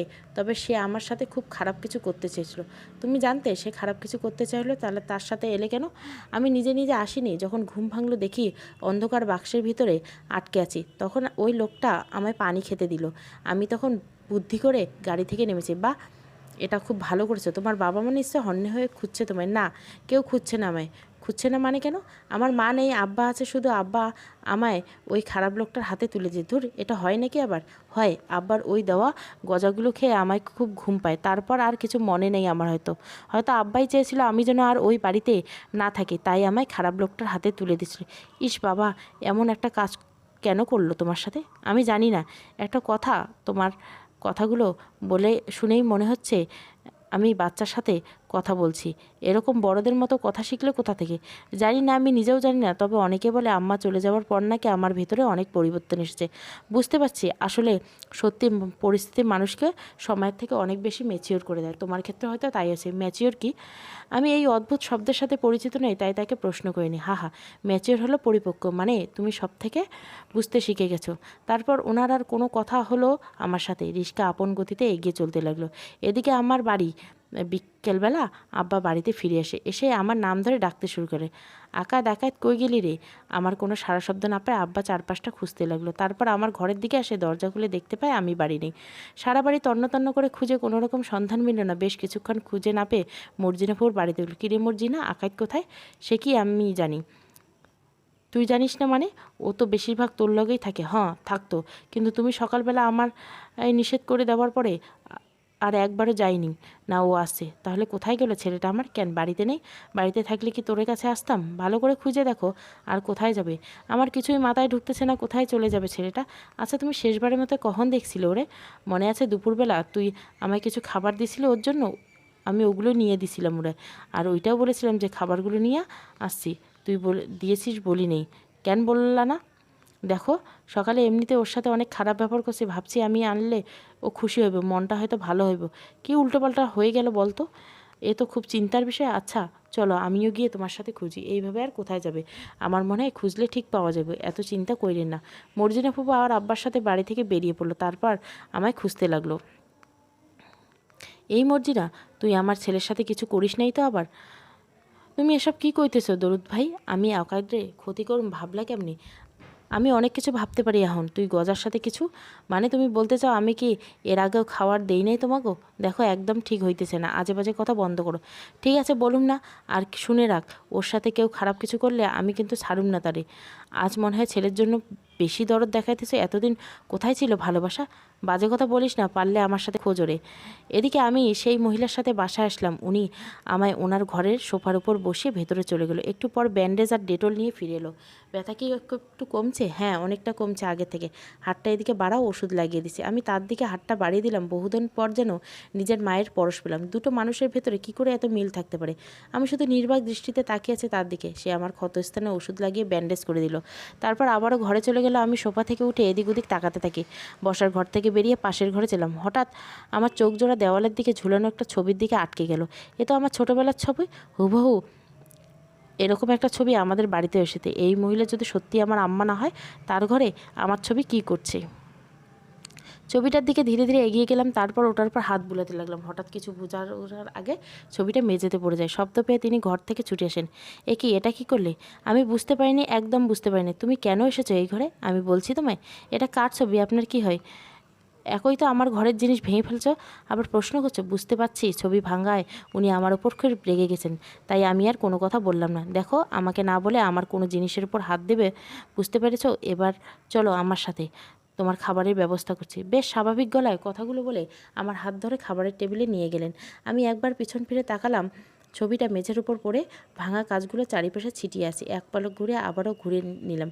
উনি আমায় নিয়ে খাবার টেবিলে বসলেন। একটা প্লেটে করে অনেকগুলো সাদা ভাত দিলেন, সাথে ডালের বলা, কলা আর কাঁঠালে বিচির তরকারি। খাবারগুলো দেখে আমি অবাক হয়ে পড়লাম। এগুলো তো আমার প্রিয় খাবার। এই মহিলা আমার প্রিয় খাবারের বিষয়ে জানলো কী করে? আমি তাকে প্রশ্ন করলাম, এগুলো সব আমার জন্য?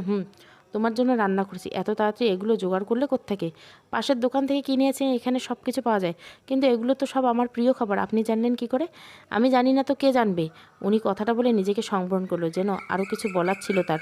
আমি স্পষ্ট বুঝতে পারছি আপনি জানবেন মানে? আপনি তো চেনেন না আমায়, কি করে জানলেন এগুলো আমার প্রিয় খাবার?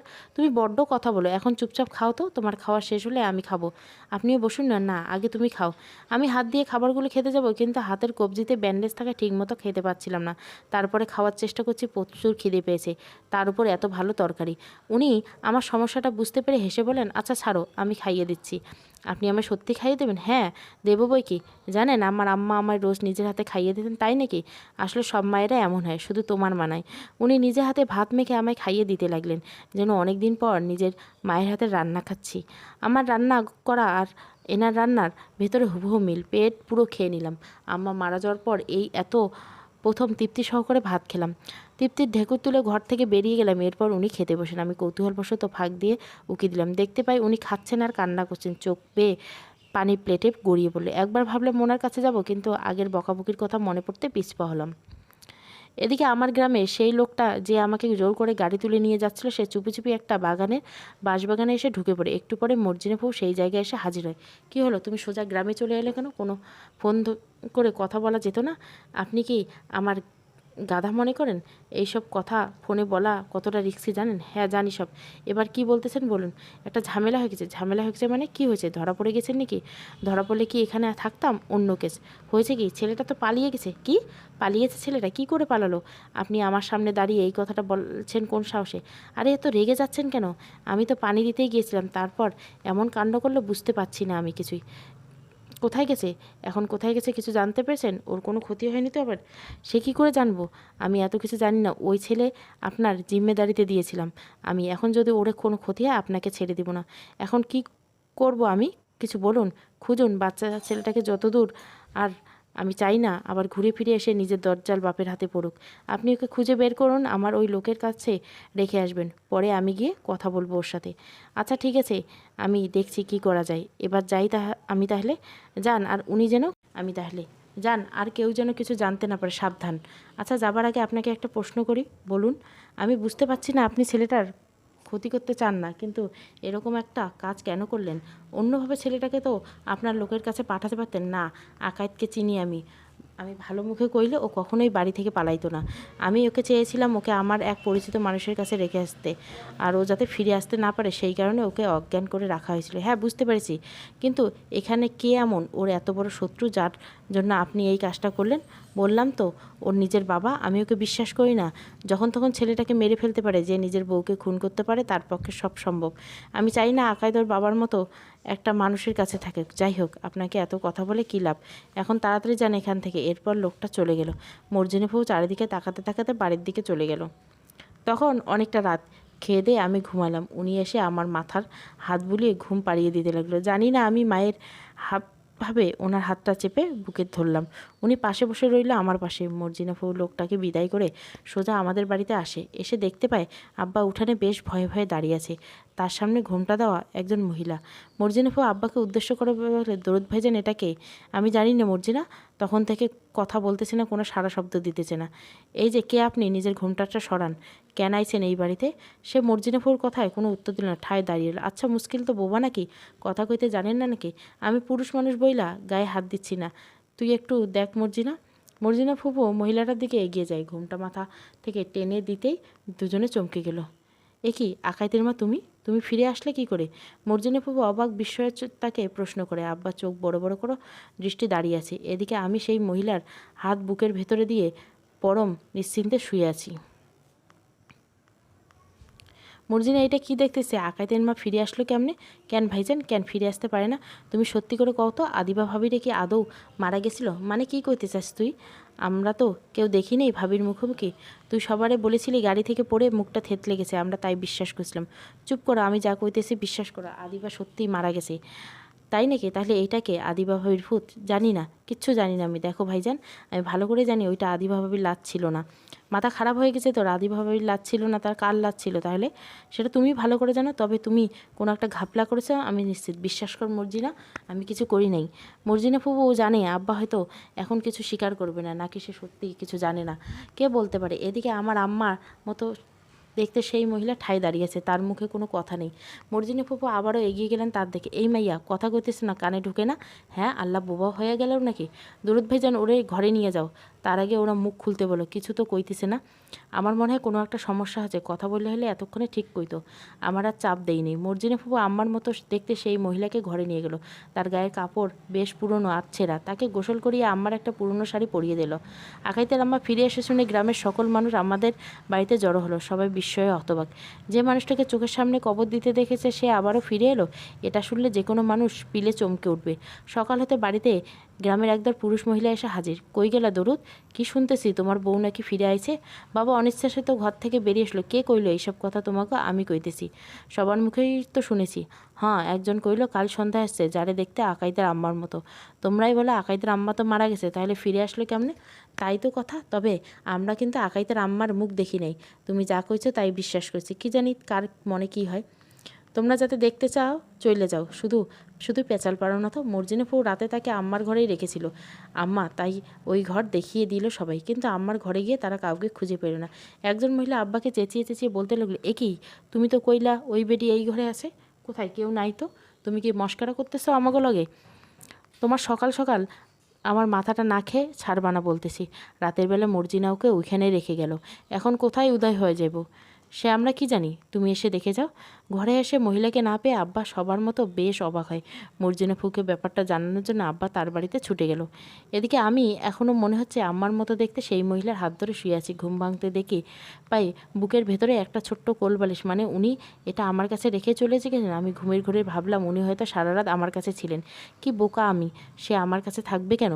সে তো আর আমার মা নয়। বিছানা থেকে ওঠার ওনার ঘরের গেলে গেলাম, কিন্তু ওনার ঘরে নেই। অন্য ঘরগুলিতে ওনাকে খুঁজতে লাগলাম, কিন্তু কোথাও নেই। ওনাকে সারা ঘরে না পেয়ে আমার কেন জানি খুব ভয় হতে লাগলো। সামনের দরজাটা খুলতে বাইরে বের হতে যাব, তখনই আরও বেশি হতাশ হলাম। দরজাটা বাইরে থেকে তালা মেরে উনি চলে গেছেন।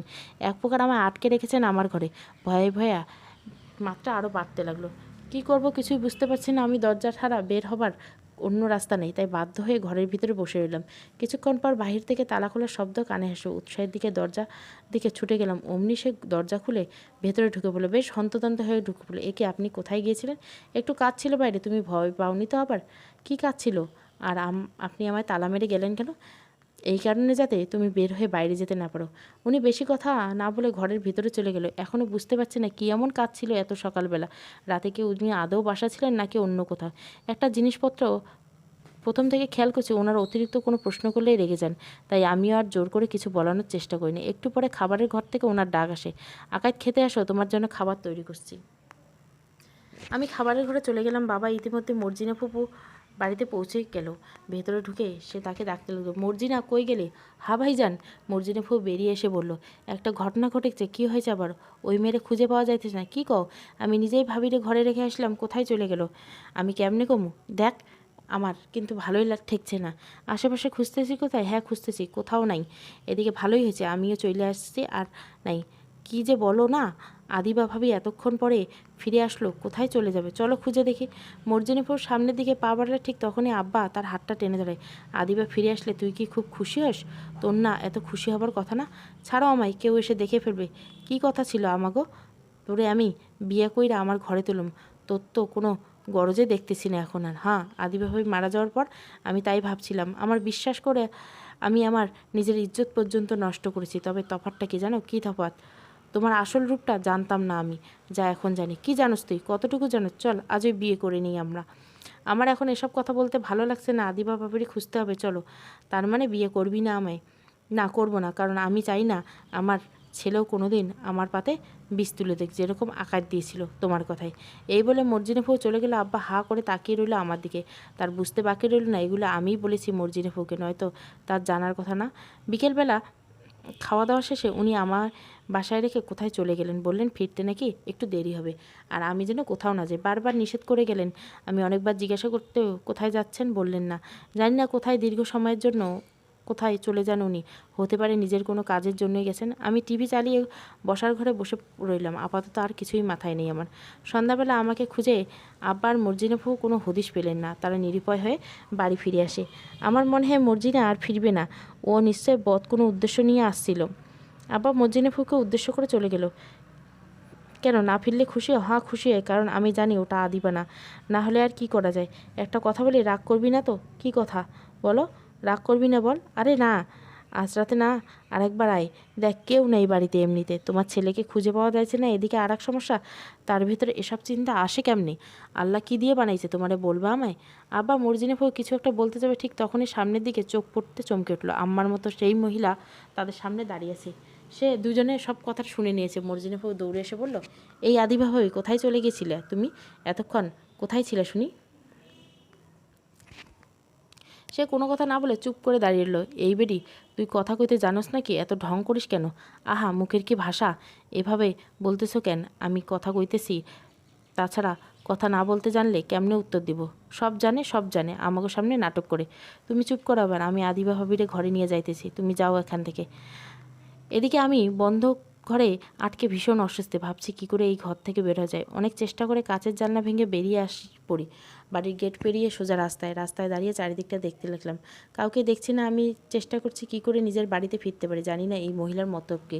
প্রতিদিন ঘর বন্ধ করে কোথায় চলে যায়। রাস্তার ওপর দিয়ে আমি হাঁটা শুরু করলাম। কোথায় যাচ্ছি নিজেও জানি না। শুধু এটুকু জানি আমায় যে করে হোক বাড়িতে ফিরতে হবে। হঠাৎ পেছন থেকে একটা গলার আওয়াজ শুনতে পেলাম। এই বাবু দাঁড়াও।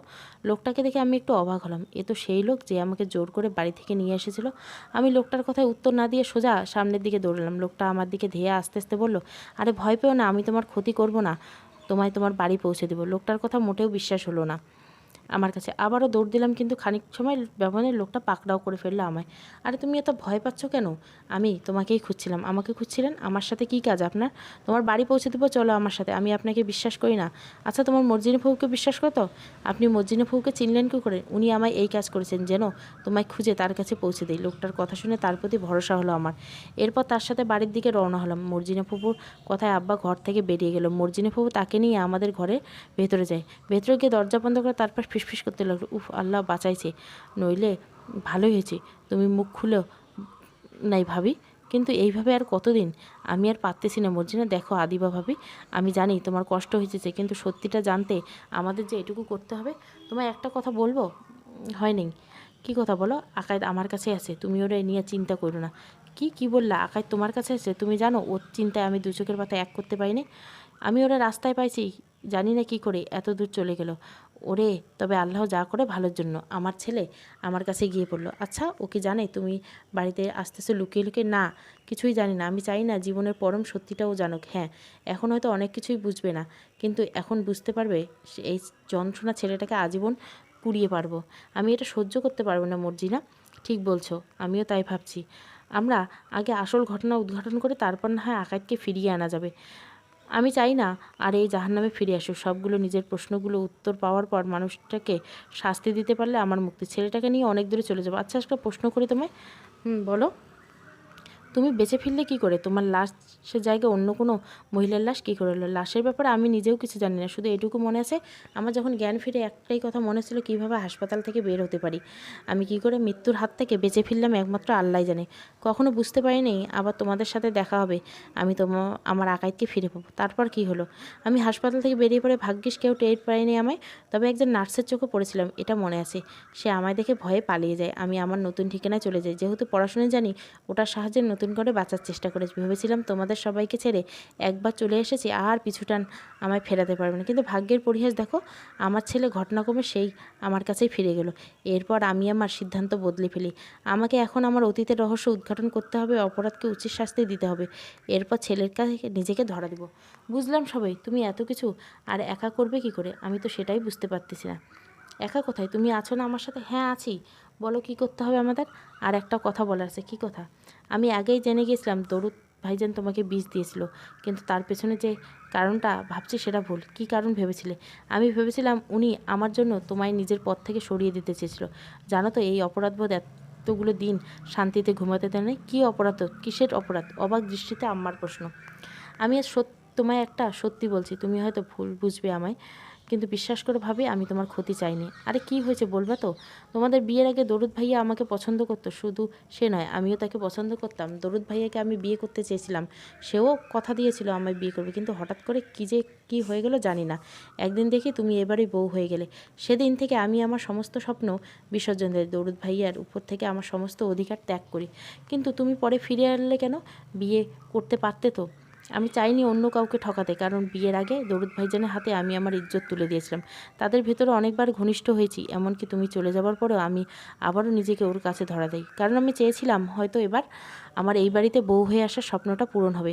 কিন্তু বিশ্বাস করো, তুমি ফিরে আসায় আমার বিন্দুমাত্র রাগ বা কষ্ট হচ্ছে না। আমি সত্যি খুব খুশি হয়েছি। সে আমি বুঝতে পারছি বোন, আর তুমি নিজেকে এত ছোট মনে করো না। জানো তো, নিজের অন্যায় বা পাপ নিজের মুখে স্বীকার করা কত বড় কাজ, আর কিছুই নয়। তোমার মনটা সত্যি অনেক বড়, তাই তুমি এটা করতে পেরেছো। আমি তোমায় সম্পূর্ণ বিশ্বাস করি। আচ্ছা, এবার তো একটা কাজের কথা বলি। আমাদের আগে যে কাজটা করতে হবে সেখান থেকে মনের অনেক সন্দেহটা দূর হবে। কোন জায়গায় কথাটা বলছো তুমি? দোয়াতের বাড়ি। দোয়াতকে আবার? আগে আমার সাথে চলো, তারপর সবটা জানতে পারবে। আমার এই মুহূর্তে দোয়াতকে খুব প্রয়োজন। বুঝতে পারছি না কে এই দোয়াত, আর এর নাম শুনিনি। আর একটা অমানুষ, যার কারণে আমি নিজের ছেলের দিকে চোখ তুলে তাকাতে পারি না। আমার জীবনটা এলোমেলো, আমার আজ ওর মুখোমুখি হতেই হবে। মর্জিনা ফুপু আম্মার কোনো কথাই বুঝতে পারল না। কে এই দাওয়াত? আম্মার সাথে কিসের সম্পর্ক তার? একটু পর দুজনে বাড়ি থেকে বেরিয়ে গেল। তারপর দোয়াতের ঠিকানার উদ্দেশ্যে গেল। দোয়াতার বাড়ি গিয়ে আম্মা আর মর্জিনাফুর মাথা যেন বাস পড়ল। আম্মা এমন একটা সংবাদ পেল যেটা কখনো আশা করেনি, আর সেটা হলো দোয়াতকে কয়েক বছর আগে খুন করে নদীতে ভাসিয়ে দেওয়া হয়েছে। তবে কে কিভাবে খুন করেছে কেউ বলতে পারে না। দোয়াত আম্মাকে একটা ঘড়ি দেখিয়ে বলল, এই ঘড়িটা আমার নদীর পাড়ে দোয়াতের রক্তাক্ত জামার কাছে পেয়েছিলাম। আমরা জানি এটা তারই ঘড়ি, এই দোয়াতকে খুন করছে, কিন্তু আপনি এটা পুলিশের কাছে দিলেন না কেন? হয়তো পুলিশ এই ঘড়ির মধ্যে আপনার ছেলের খুনিকে খুঁজে বের করতে পারত। মর্জিনাফুর প্রশ্ন। হ্যাঁ পারত, কিন্তু আমি চাইনি কখনো, এখনও চাই না আমার ছেলের খুনি প্রকাশ্যে আসুক। অদ্ভুত কথা বলছেন আপনি। মা হয়ে ছেলের সুবিচার পাক? কে ছেলে? ওই কুলাঙ্গার। ও আমার ছেলে নয়। আর আমার দয়া করে ওর নামটা উচ্চারণ করো না আমার সামনে। আপনি এভাবে কেন কথা বলছেন? সে কি কোনো? বলছি না, আমি ওর বিষয়ে একটাও কথা বলতে চাই না। তবে হ্যাঁ, যদি কোনো দিন ওই খুনের দেখা পাই তাকে অবশ্যই ধন্যবাদ দিব, আমি যে কিনা আমার আমাকে একটা কুলাঙ্গার মা হিসাবে বেঁচে থাকার জন্য জীবনের জন্য নিস্তার দিয়েছে। আম্মা এতক্ষণ চুপ করে মর্জিনা ফুপু আর দোয়াতের মায়ের কথাগুলো শুনছিল। অবশেষে সে মুখ খুলল। আজ থেকে 8 বছর আগে আপনার ছেলে যার সাথে জঘন্য কাজটা করেছিল সে আর কেউ নয়, আমি সেই যাকে একদিন আপনার ছেলের লালসার আগুনে জ্বলে পুড়ে ছাই হতে হয়েছিল। আমি সেই আজও ঘুচেনি আমার। কি বললেন মা? তার মানে তুমি সেই আদিবা যাকে আমার ছেলে? হ্যাঁ, আমি আদিবা। জানো তো, আমার এখনও বিশ্বাস হচ্ছে না তুমি আমার সামনে দাঁড়িয়ে আছো। তুমি এসেছো আমার বাড়িতে, আমাকে যে আসতেই হতো, এছাড়া কোনো উপায় ছিল না। কিন্তু এতগুলো বছর পর তুমি দোয়াদের খোঁজ করতে কেন এসেছো? ওর কাছে কী এমন কাজ? আপনি চিন্তা করবেন না, আমি যা জানা জেনে গেছি। আর আমি এটাও বুঝতে পেরেছি কে খুন করেছে আপনার ছেলেকে। আমার কথা শুনে ভদ্রমহিলা নির্বাক, সে নিজেও বুঝতে পারছে না আম্মাকে কী বলবে। আম্মা আর সময় নষ্ট না করে বাড়ি থেকে বেরিয়ে এলো। মর্জিনা ফুপু আম্মাকে উদ্দেশ্য করে প্রশ্ন করো, তখন কি বললে? তুমি জানো কে দাওয়াতকে খুন করেছে? আগে জানতাম না, কিন্তু এখন জানি। তোমার কথা কিছুই বুঝতে পারছি না আমি। ওই ঘড়িটা কার জানো? ও হ্যাঁ, উনি তো একটা ঘড়ি দেখিয়েছিলেন আর এটা বলেছিলেন যে ঘড়িটা তার ছেলের লাশের পাশে পাওয়া গেছে। উনি বিষয়টা পুলিশকেও জানায়নি যাতে পুলিশ আসল খুনিকে খুঁজে না পায়। আমি কিন্তু খুঁজে পেয়েছি। দোয়াতের খুনি আর কেউ নয়, আকাইদের আব্বা দোয়াতকে খুন করছে। ভাবি, তুমি এগুলো কি বলছো? আকাই ভাইজান দাওয়াতকে খুন করবে আর মানে? আর উনি তাকে খুন বা কেন করতে গেলেন? আমার কাছে এখন সবটা জলের মতো পরিষ্কার। চলো, যেতে যেতে বলছি। এদিকে আমাকে নিয়ে এই বাড়িতে উপস্থিত হলো লোকটা। মর্জিনা ফুপুকে না পেয়ে বিপাকে পড়ে গেল। অবশেষে আব্বার হাতে ধরা পড়লো।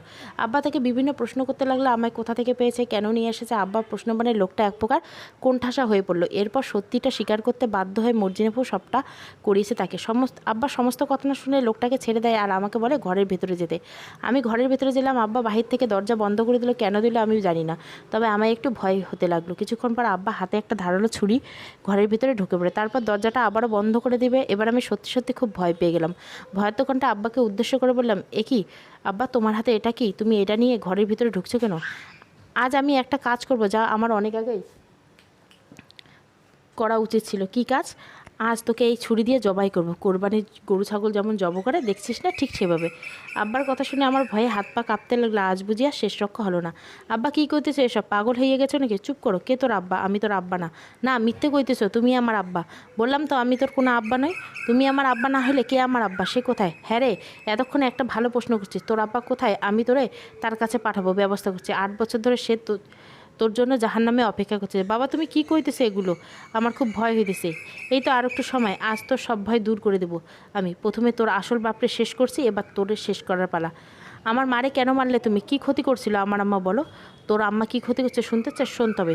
তুই যে আমার ছেলে না, তোর আম্মা সেটা আমার কাছ থেকে লুকায় দিনের পর দিন আমারে ঠগাইছে। এরপর যখন জানতে পারলাম তোর বাবা আরেকজন, তারে শেষ করলাম, তারে মেরে নদীতে ভাসিয়ে দিলাম। এরপর তোর আম্মারে শেষ করেই এখন তোর পালা। আমি ভয়ে চিৎকার দিলাম। অমনি আব্বা গিয়ে আমার মুখটা চেপে ধরলো, তারপর একটা গামছা বেঁধে দিল।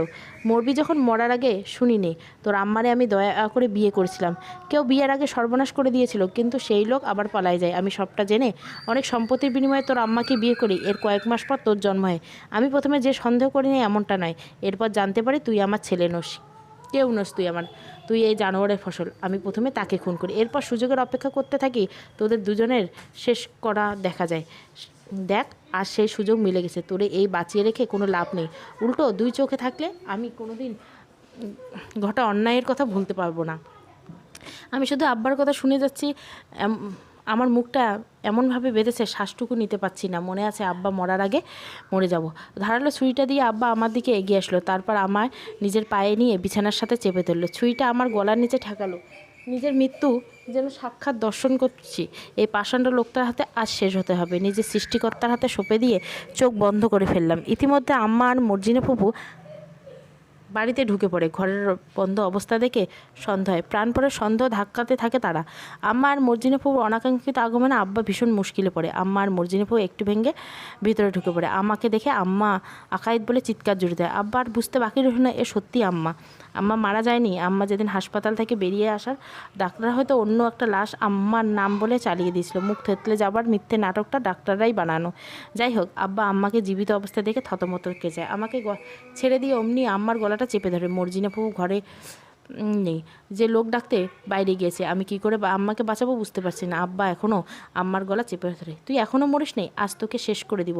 বল, আমায় এভাবে ঠকালি কেন? তুই কেন বলিস নি এটা আমার ছেলে না? আমি কি করে বললাম? আমি নিজেও জানতাম না তখন কোনোদিন আকাইত দাওয়াতের সন্তান। আমার সাথে সাথে একদম নাটক করবি না বলে দিলাম। তুই জানতি না? তাহলে দাওয়াত কি করে জানলো? ও নিজেই বলছে আমায়। এরপরে আমি শেষ করে ফেলি। ওর হয়তো ভাবছিল ওর কথা শুনে আমি ওকে ছেড়ে দেবো, কিন্তু ওর জানটা যে আমার হাতে যাবে এটা বুঝতে পারিনি। আমি সত্যি কিছু জানতাম না, বিশ্বাস করো। এখন বিশ্বাস অবিশ্বাসের কোনো মূল্য নেই আমার কাছে। আজ তোকে তোর নিজের হাতে শেষ করব। দরকার পড়লে তোদের মেরে জেলে যাবো। আমি আর নিজের মধ্যে নাই, শুধু যে করে হোক আম্মাকে বাঁচাতে হবে।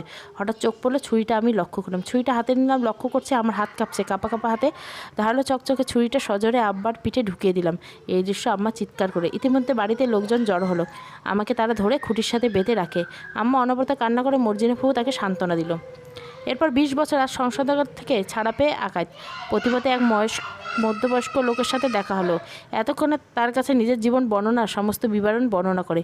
লোকটার বয়স 50, ঘরে সবে পা দিয়েছে। আকাইদের ঘটনা শুনে লোকটা চোখের জল ধরে রাখতে পারল না। আজ 20 বছর পরে আকাইদের নিজের গর্ভধারিণী মায়ের কাছে ফিরে যাচ্ছে। এর থেকে আনন্দের জীবনে আর কি হতে পারে?